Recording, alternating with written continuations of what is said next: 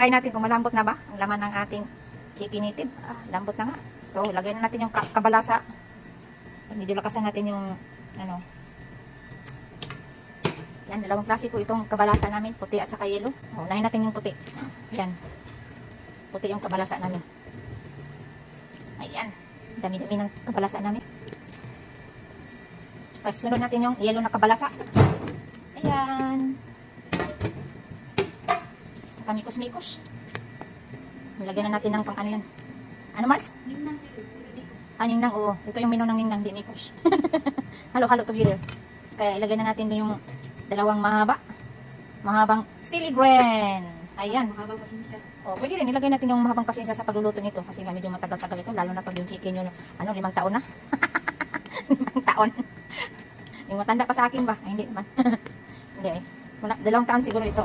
Lagyan ng paa-paa niya or legs. Ayan. Pakuluin natin ng gusto. Takpan muna natin. Ayan guys, tingnan natin.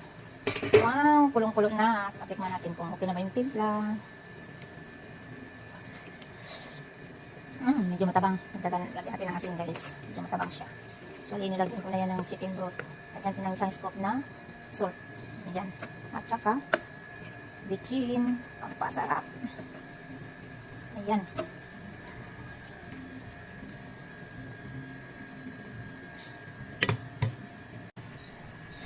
Ayan, sakto na siya sa timpla. Para sa akin, sakto na. So, lagyan na natin yung sili. Ang dami yan. Ayan. Bango talaga yan. Hindi ko lang alam kung masarap ito. Kaya punta ka na dito. Tikman mo ito.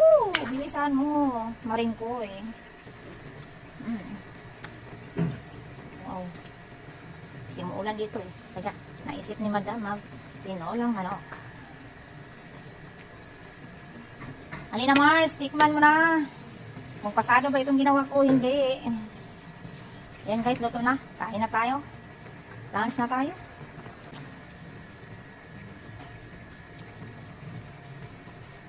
Sabihin mo lang kung anong kulang. Tama na siya ha.